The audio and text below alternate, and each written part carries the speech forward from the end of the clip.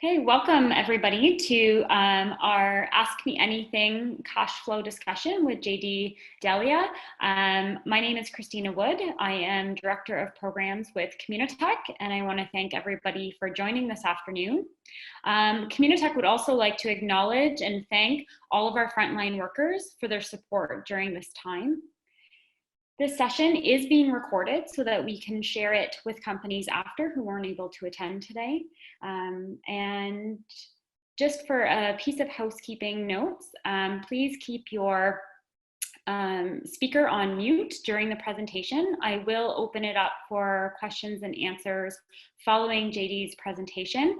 And at that time, you can put any of your questions into the chat and I'll help to moderate those questions and get them answered by JD. In order to see his full presentation, you may want to minimize the video faces located on the right-hand side of your screen. You can do that by hovering over the top box and you'll see a minimize, a medium, and then two bars. If you click on the middle one, you will still see JD's face while he's presenting, but you'll be able to see the full slide deck. Or you have the option of minimizing the entire video feed, and then you'll see the entire presentation on your screen. So I would like to thank and introduce JD for being with us today to help us all with our cash flow needs. So I will turn it over to JD. Thank you. Thank you for joining to discuss cash flow. I'm especially honored to spend some last hours with you before the long weekend. My name is JD Delia. I'm a new growth coach here at Communitech, and I'm specializing in the finance field. I am a CPA. I've worked in finance in a number of businesses ranging in size from $2 million in sales all the way up to 500, 600 million in sales. I have worked in both Canada and the US and have done a number of cash flow models and projections over the years. Today's topic is particularly important at all times, but especially now given the current climate. So hopefully you'll learn something from the presentation. And we have quite a bit of content to cover today. So what I'm going to do is I'm just going to jump right in and we'll get going, and hopefully we'll have some time for questions at the end.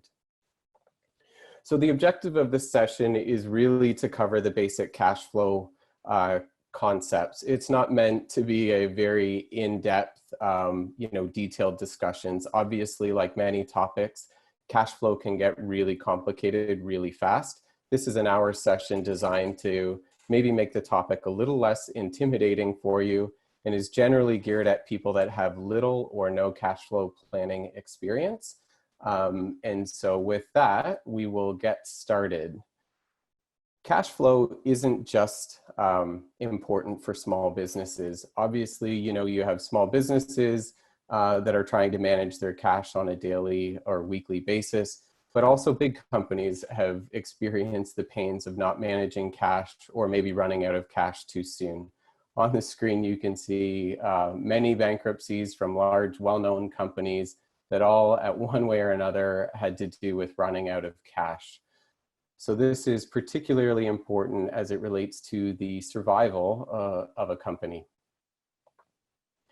So before we get going, I'd like to just share a quick visual on cash flow planning and the kind of components that we need to be chatting about and looking at in a bit more detail.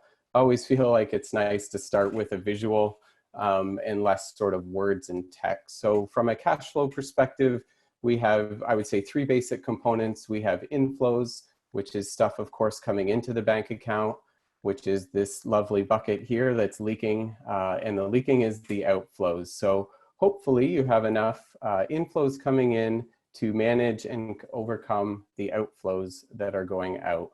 The rest of this presentation is going to talk about each of the three components individually and give you some kind of tips and things to consider about each of them. And then we'll circle back at the end and we'll do a kind of pulling it all together.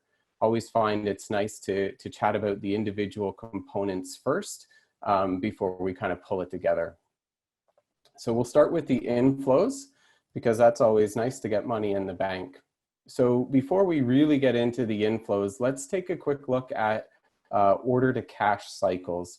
There are many different sort of permutations. I'm going to talk about 3 or 4, and obviously your specific circumstances might vary from these, but at least you'll get an idea of things to consider. So from a cash sale perspective, that's a pretty quick one. You get the money almost immediately. You probably have a little bit of time lag to get it into the bank, but that's a pretty fast turnaround time. A credit card sale is a little bit slower, but also quite quick. You can collect the credit card, and usually there is, let's say, a 5, maybe a 10-day lag before that money actually shows up in the bank account from a credit card processing perspective. But a fairly easy and quick way to get money. Another way might be a simple trade credit sale. Maybe someone is giving you an order for something, and the great news is you have it on stock, so you basically have to pick it off your shelf, put it in a truck, and send it to the customer, and then wait for payment. The wait for payment could be anywhere from 30, 60, 90 days, whatever payment terms you have with your particular customer. And finally, you're getting a little bit more complicated here, where maybe that order that came in, maybe you don't have it in stock and you need to build it. So you need to order some components. You need to wait for those components to arrive. You need to do some building and then shipping to the customer. And at that point, your 30, 60, 90 days, whatever it is, for your cash to come in. So you can see there could be quite a big difference in time depending on whether you're dealing with a scenario like this, which is just cash up front, or whether you're dealing with a customized order perhaps that you need to bill, outlay the money, and then ultimately wait for it to come in. JD, can I interrupt for a moment? I'm only Sure. seeing your very first slide. Can you turn on your present mode? Well, that would have been, hold on a sec.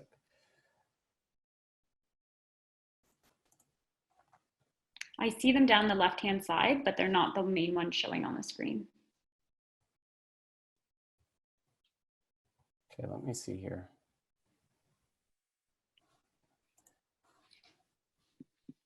Let's try.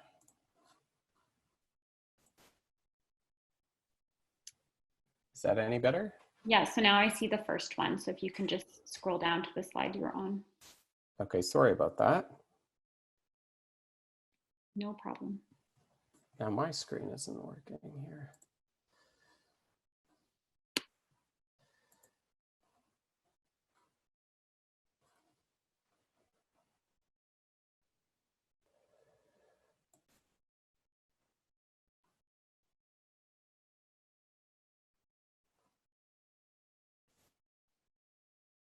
Can you still see?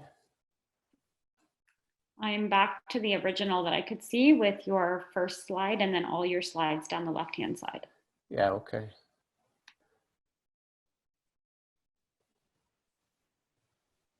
Let's see if this one works better. The other one wasn't responding. There we go.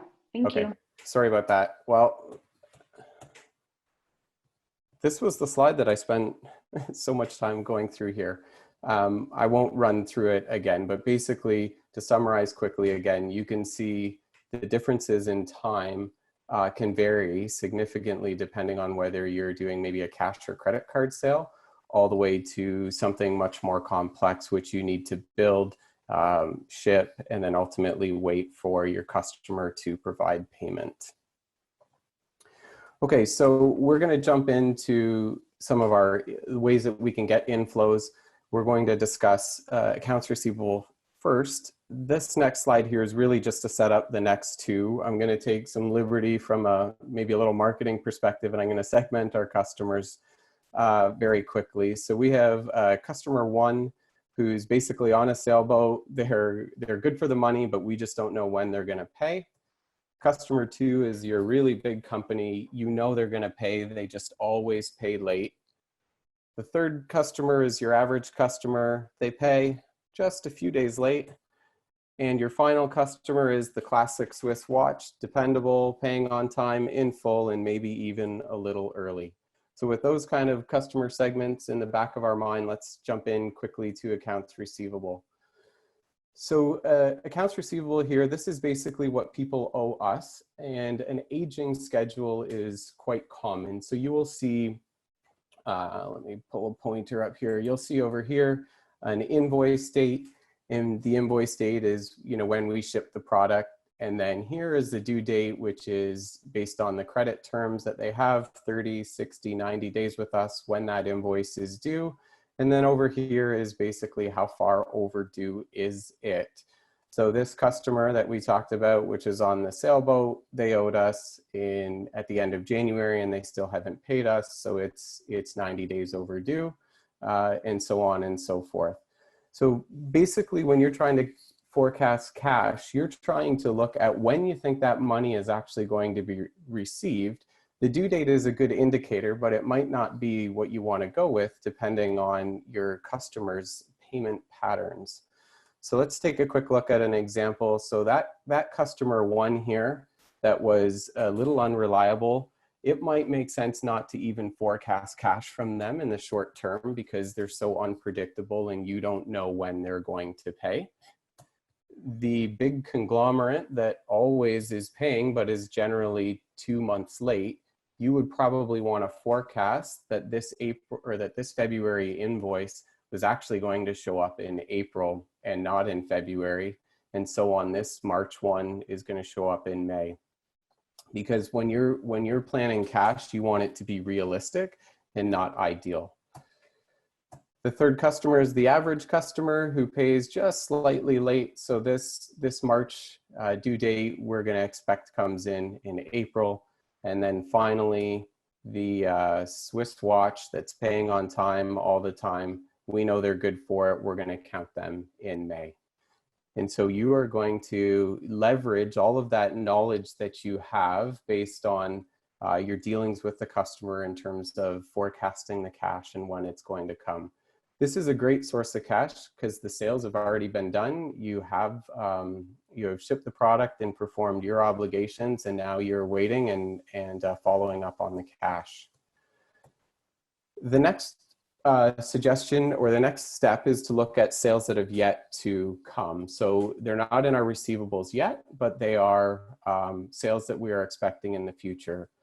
So let's look back through these same customers, and let's say for customer one, again, the unreliable sailboat person, we're not going to expect anything from them in the future. So if we get a sale or an order from them, that will be gravy from a cash flow perspective.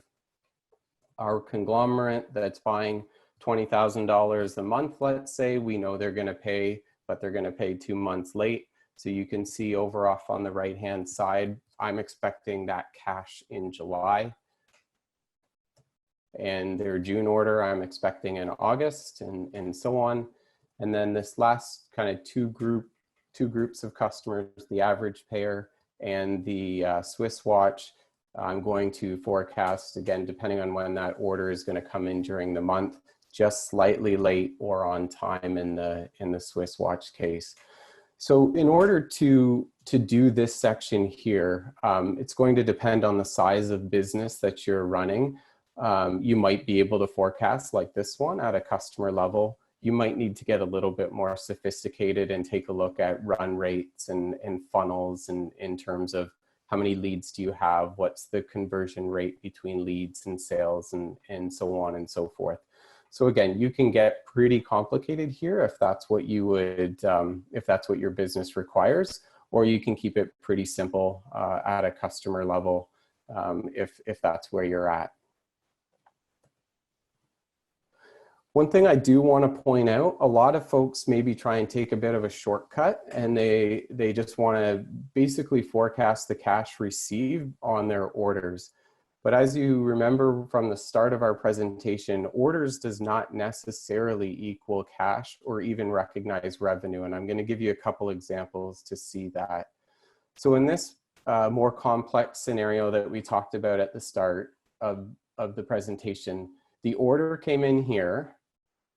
Generally, revenue is recognized here on shipment, and then cash would be paid here. So from a cash perspective, you have to consider the time to build the order, the time to ship the order. Let me just pull this pointer off here. And then ultimately the time that it takes for you to collect from the customer, that could be 0, 60, or 90 days. So there can be quite some differences between an order and when that cash is received. So it's not a good idea to just forecast on orders and run with that. You really need to consider how long that cycle is between order to cash. Similarly, maybe for more of a SaaS-based business, the same thing can happen. So let's just take a quick example. An annual software subscription sold for $120 a year.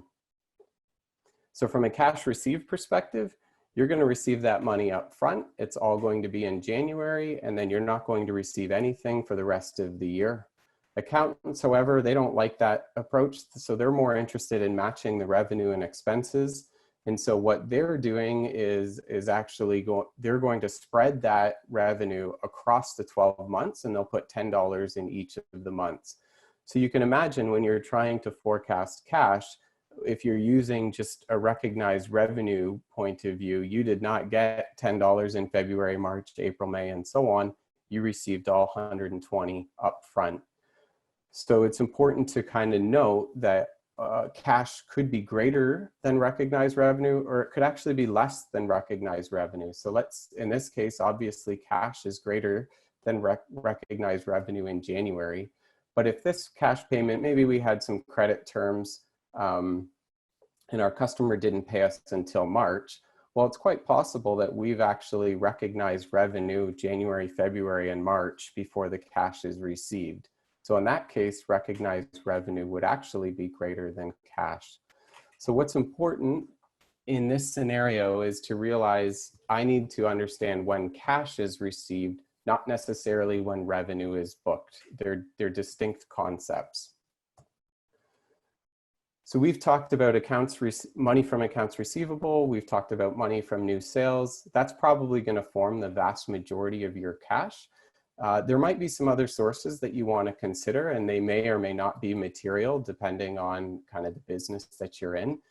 There could be GST returns. You might get an inflow, or it could also be an outflow. Maybe you have some shred claims or IRAP, or you're part of soft landing programs, can export. There's all kinds of things that could be contributing to your cash. The other thing to note is you might have financing. You might have an investor who's put in some money, a bank that's lent you some money. That's also important to understand in your cash flow if money is coming from other sources beyond the traditional sales. Okay, so we've done a little bit of an overview of inflows. Now let's chat about our outflows. So it's very similar to the inflow suggestion in the order to cash. You have similar delays on the purchase to pay cycle. So you could make a cash purchase for something. That cash is going to leave immediately and is going to be gone quite quickly. You might also, as most businesses do, put things on credit card. That credit card statement will come eventually, and then you'll have probably 3 weeks to pay once you get your credit card statement. One thing to note, and maybe a little tip here on the side, is it's important to pay attention to when the credit card statement rolls. So let's say, for instance, you have a statement that's on a calendar month. So it closes at the end of the month. If you put a charge, let's say it's a larger charge on at the end of the month, you'll have to pay that charge within 3 weeks when your statement is due. But if you can delay 1 or 2 more days, and you can put it on in the 1st or 2nd of the next month, you will end up getting like 45 or maybe even 50 days to pay. So it's a great way to stretch cash if you have some discretion on where and when you can use your credit card and make your purchases. And then finally, there is the typical trade credit. So this is where maybe you're putting a purchase order in, that order is delivered, and then you're waiting for your invoice and ultimately the payment terms that you have with your supplier. Again, that could be 30, could be 60, could be 90 days, whatever you've happened to negotiate. Again, longer payment terms, the better. That's really helpful for businesses managing their cash. It's a little bit of a luxury if you're able to do that. Not a lot of small companies sort of get that freedom with the big ones, but with the big customers or big companies. But if you do, take advantage of it. It's a great way to improve your working capital. So now let's take a look at our existing payables. So we'll have some money that we owe people at any given point in time. And we are going to assume that, of course, we are the Swiss watch that's paying all of our suppliers on time. And so simply take a look at when your payables are due and when you're planning on paying them. You could, for instance, stretch out some of those payables depending on if you're going to pay by check or credit card. Some people, allow you a 30-day invoice, and then on top of that will allow you to pay by credit card. You might want to factor that in. But very simply, you see a very similar schedule to what we had on the receivable side. This was the invoice date. This is when it's due. It's current, meaning we're not overdue on our invoice, and I expect to pay in April. And so you would map out your existing payables based on when you think you're going to pay. Now it starts to get a little bit more complicated because you're trying to figure out a forecast really for your outflows. What other things do I owe or will owe in the future? And so you're trying to figure out how much and when. And so probably the important thing here is to really break it down into components to understand what are the individual kind of cost drivers in each scenario. So let's take these one by one. So for payroll, what's going to drive your frequency and your amount? Well, if you're paying weekly or biweekly or semi-monthly, biweekly, you'll have a couple of months where you're going to hit 3 payrolls in that month. Semi-monthly, it's going to be straightforward. You're going to have 2 per month. So how often you're paying could have an impact, and a significant one, on your cash outflows. Similarly, you're going to have your number of personnel, your wage assumptions, your benefits, CPP, EI.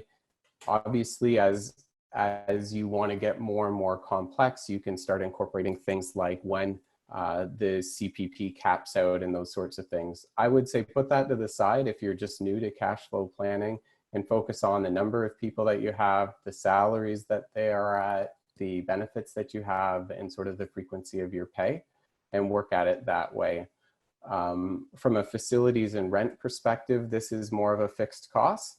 But sometimes there are things like annual contracts where maybe you're catching up with the landlord on extra common area maintenance charges, or the reverse, maybe you're getting a refund. So sometimes there are some extra things to consider outside of rent.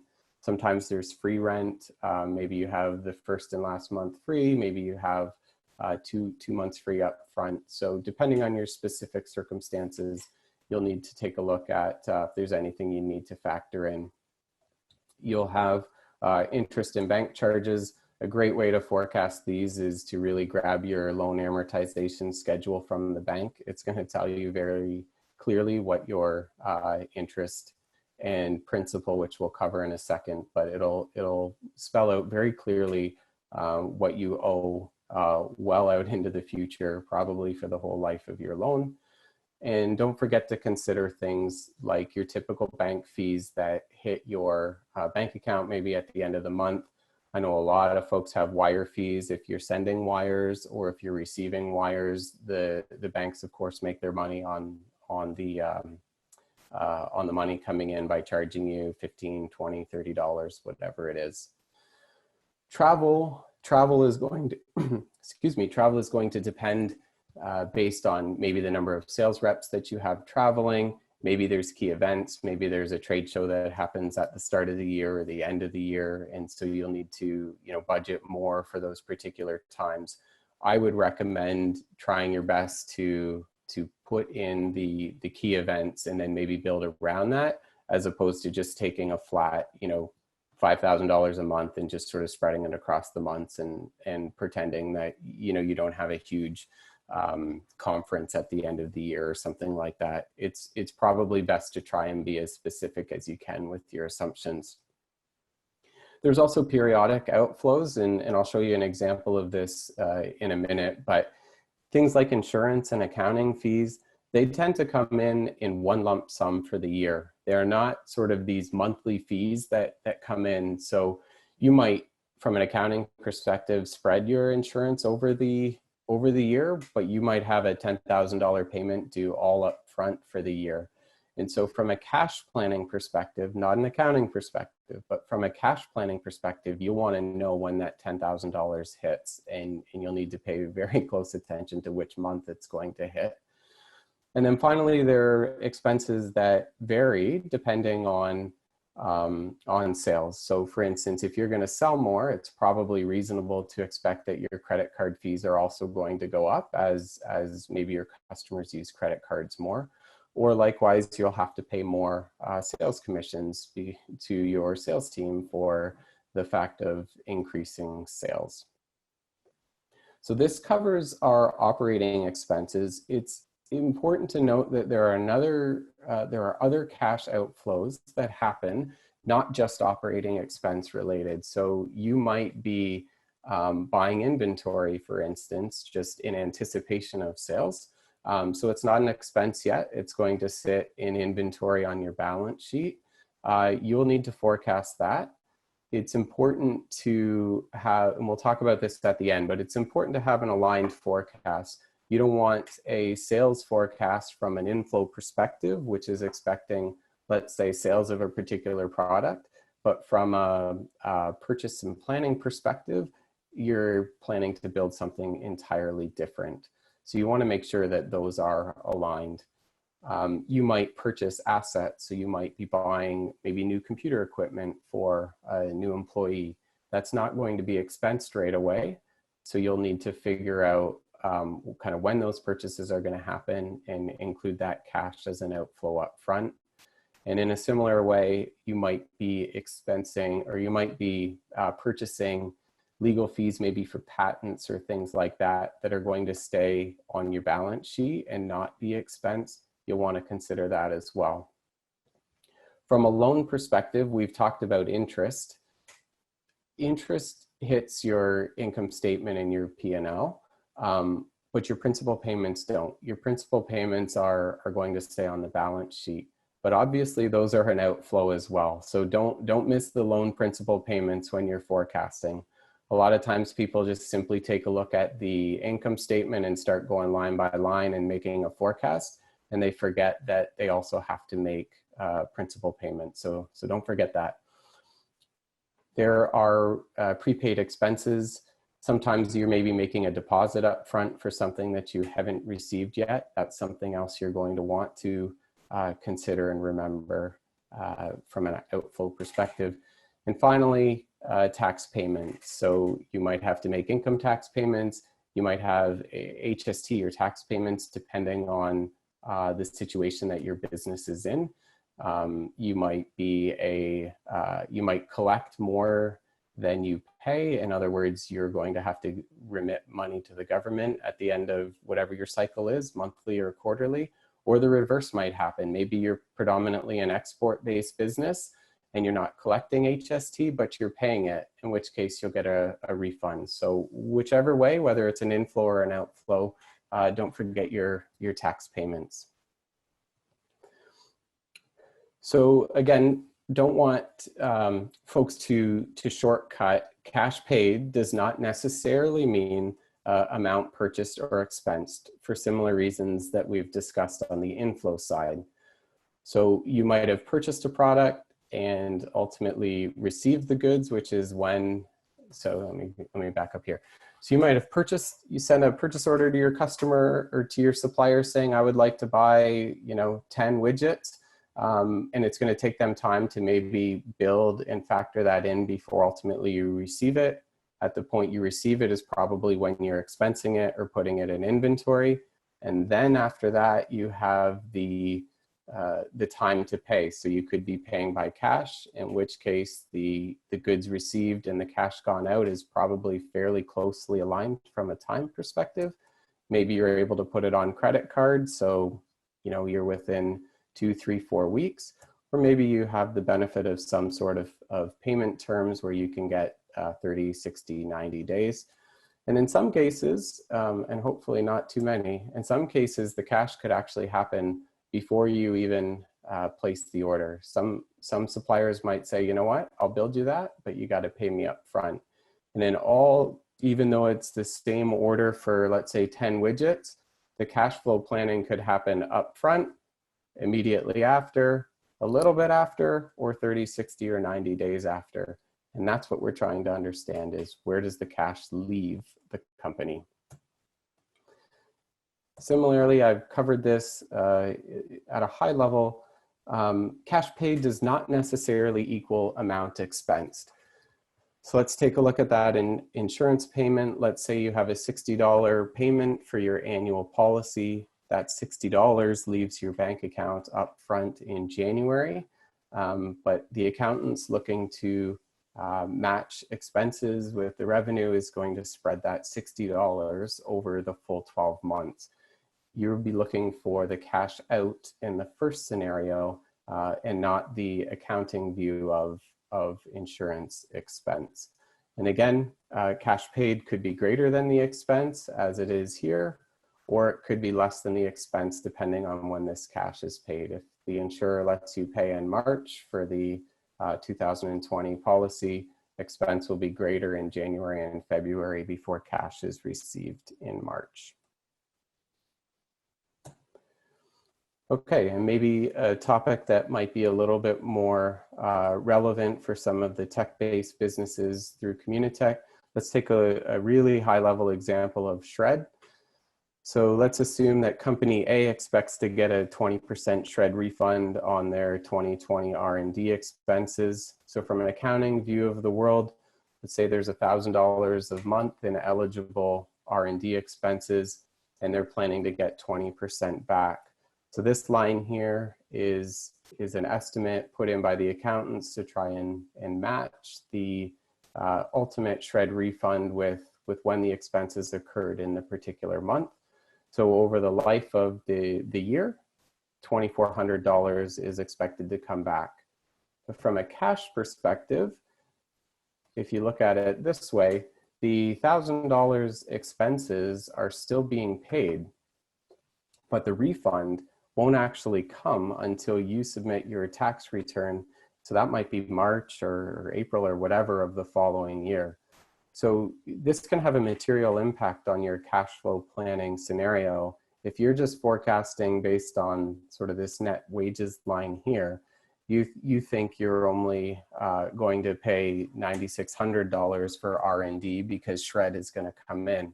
But from a cash perspective, you're actually going to pay $12,000, and that $2,400 will come maybe a quarter later.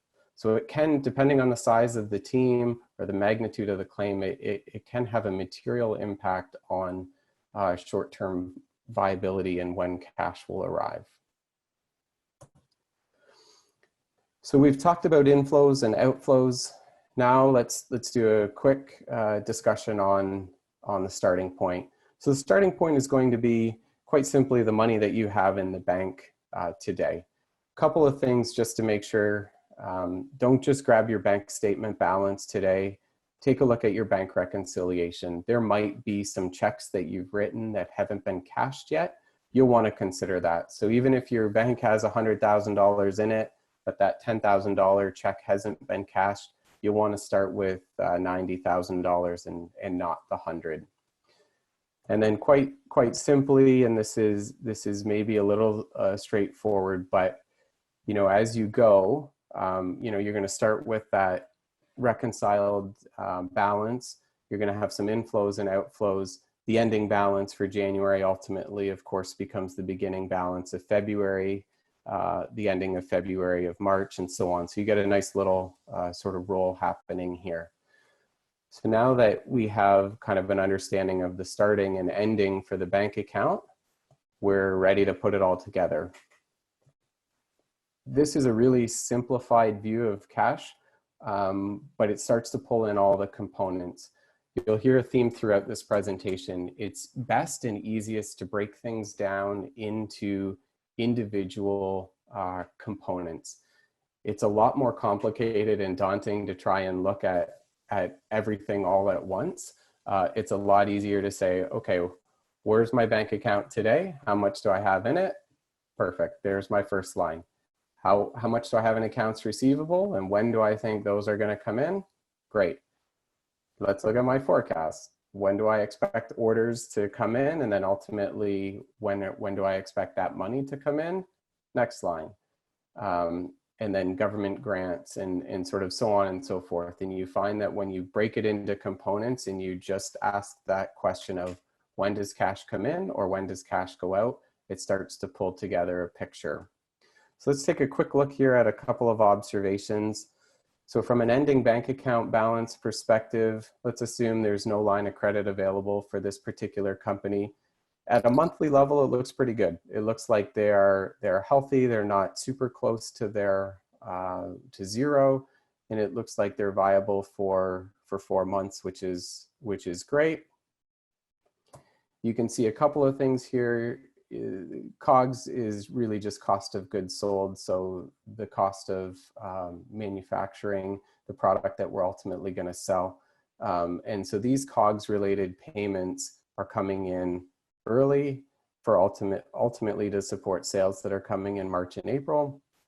So again, that makes sense. The model, at least at a high level, starts to hold together. As a quick file structure tip, I would recommend creating something that looks similar to this in a summary tab, and then having a tab or two, depending, where it makes sense to support the underlying calculations. So I would say have a tab in your spreadsheet for accounts receivable collections, make your assumptions there, and link back to this sort of summary. That way you can shift things a month, maybe pull in a month, maybe push out a month, and everything sort of updates in real time. Something maybe like a government grant, maybe there's only one, you're well aware of what it is. It probably doesn't warrant a separate tab. You can just drop it in here in the summary. But you basically sort of build a file of maybe 10 or 15 tabs that ultimately combine to support something that is grouped together like this. Now let's take a look at a couple of things, drawing a bit more insight. So let's look specifically at January, right? You remember I just said, oh, January looks good at a high level, and it does. But what if, and I'm of course playing around here a little bit, but what if we look at it at a weekly level, and all of those collections from our sales that we're expecting, what if they show up in the last part of the month, and all of our expenses show up in the first 3 weeks of the month? And you can see if something like that happens, we're actually going to go negative in the week of January 19th to 25 before we bounce back positive again. So this here is going to create potentially a bit of an issue, and will need to be addressed. So maybe there are things that you could do, for instance, like you probably can't push out your rent or your payroll, but maybe this accounts payable payment that you're making, maybe you're no longer going to be the Swiss watch. Maybe you got to be the normal payer that pays a couple of days late or a couple of weeks late. And that $10,000 needs to slide over here so that you can sort of survive in this month. Those are things that you can look at. Maybe there is another collection that you can accelerate and try and bring in from February to happen here, or maybe this one can come in early. But by looking at things in a weekly level, and depending on the situation, even a daily level, that could matter depending on how tight cash is in the business. You can also start to use these models once you have a basic sort of framework to understand your inflows and outflows. You can start to model, let's say, what if scenarios. So maybe you're in a fortunate situation where you have a customer who wants to buy something, and they'll pay you in June, and it's a huge order. It's $800,000, but it's going to cost you $200,000 in April to maybe buy the parts and components and so on to satisfy that order. Well, you can see with a simple sort of, we inserted this line here, the large contract. You can see that now I'm going to have an issue here in April, that we're going to have a cash shortage that we're going to need to manage, because ultimately we want to try and get this order at $600,000 in profit. That's important, but I need the cash to do it. So when you look ahead, you can now start the managing process. How can we free up additional cash so that we can support that order? Maybe you can delay your outflows. Maybe there's some operating expenses or credit terms that you can leverage. Maybe you can try and pull in some of your receivables, collect faster. There are things like factoring and so on, which I won't go into detail, but there are companies that will buy that receivable from you, give you cash today, ultimately less cash, maybe 80% of it, but they'll give you cash today, which can be helpful. Failing those things, which I would say are the stuff that most companies try to go to first, you might need to look at new financing. Maybe there's equity investment or a bank or someone will come in to help you manage this short term. Okay, we're wrapping up. So I've said a few times, break it down. This can be a pretty daunting task, but when you break it down into the components and you look at them individually, you're going to get most of the way there. So from a starting point, take a look at your bank reconciliations. One place which can also be helpful to start, depending on how familiar or not you are with the business that you're planning or cash flow planning, you could take a look at the last 6 to 12 months of bank statements, what came in and what went out, and just try and categorize them by the type of inflow or outflow that they were. And you'll start to see trends. You'll start to see some months that were high or low, and then maybe you can kind of dig in and try and understand, oh, that was the month the insurance payment went out or whatever.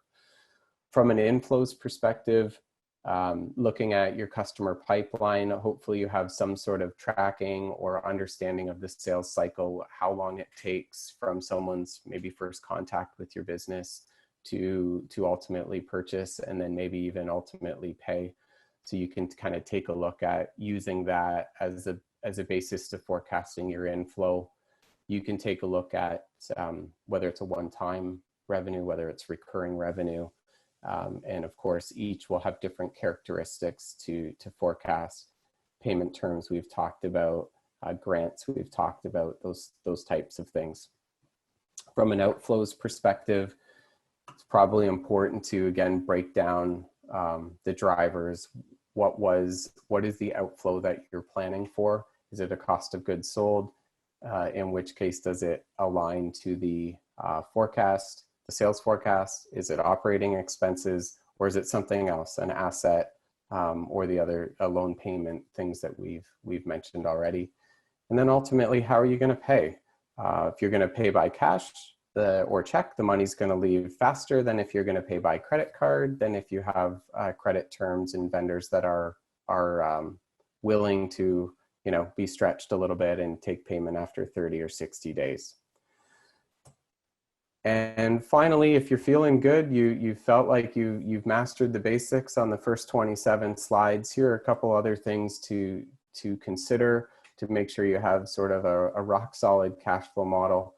If you have multiple currencies, maybe you have a US and a Canadian account, simply do the exact same thing for your US and your Canadian and forecast based on the nature. So maybe you're getting all of your cash in US, forecast that on your US bank account, and maybe all of your outflows are leaving from your Canadian account, forecast that on your Canadian side, and then simply consolidate them at the end using some estimated exchange rate. One thing that's important, and you'll find a lot of bankers in particular, and probably management team as well, making sure that the plan makes sense. Do the quantities make sense? The timing of units and sales align with your production. Are you building what you're expecting to sell, and will it be available in time for that sale to happen? From a resource perspective, do your projections make sense? if you're expecting to double or triple in size, you might need more marketing expense, or you might need more employees. So watch for those types of things that things kind of hold together.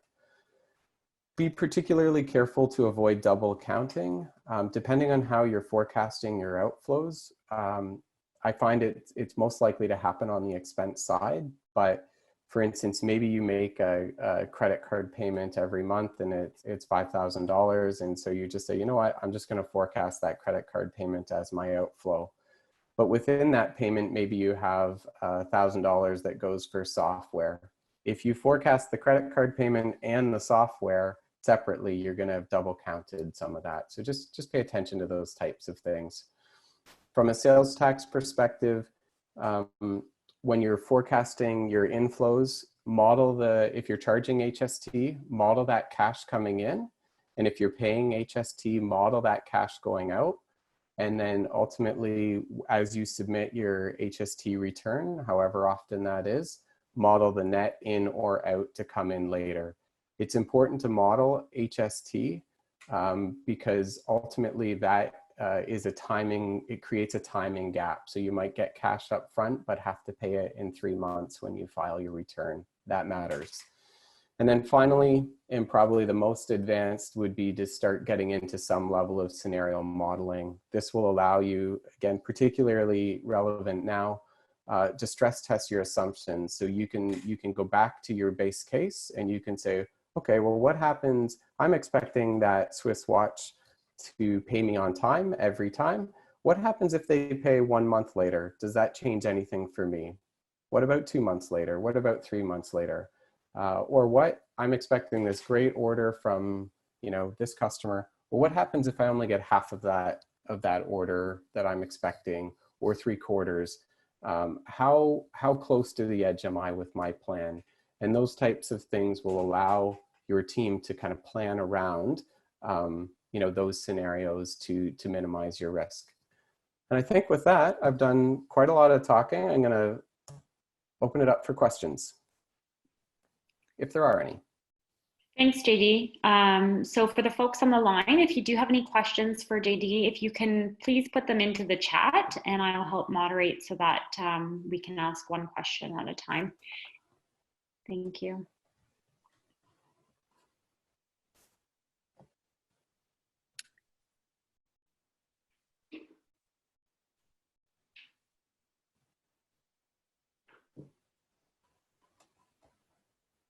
I'll also say that if you do have any questions that aren't generic in nature that you'd like some specific advice on, please connect with your Communitech advisor or CSM, and we're happy to get you connected to JD if there's some specific questions that you have.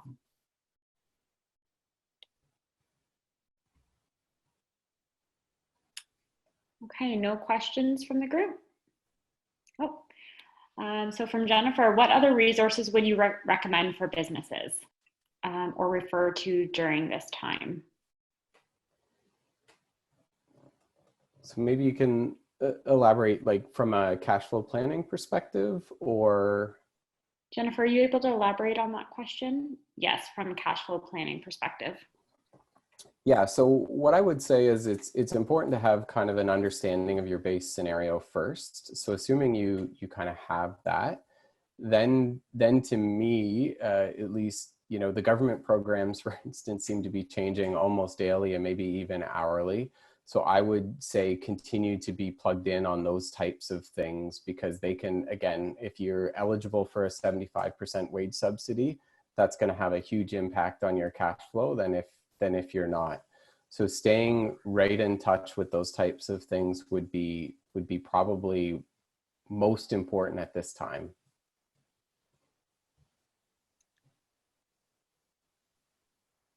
Are there any follow-up questions to that, or anybody else on the line who has a question?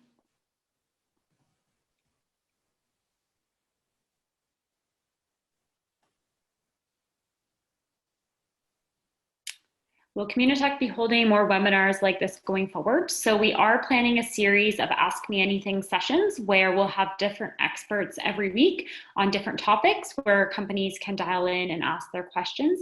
If there's a specific topic, I'd love to hear it, either through our Slack channel or here on the chat today. And we can look at getting sessions started if we don't already have something planned. Next week is on customer success. So how to talk to your customers during the current COVID pandemic, how to keep them engaged, how to work with them through their own struggles that they're having with their businesses, and how to keep your customer success teams engaged as they're working virtually.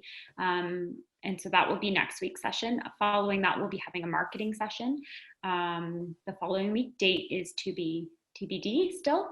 So I hope that's helpful. But again, if you have any sessions that you're looking for, please let us know. If there's a finance related topic also, it would be helpful to know. And yes, for those who joined later, this recording will be available.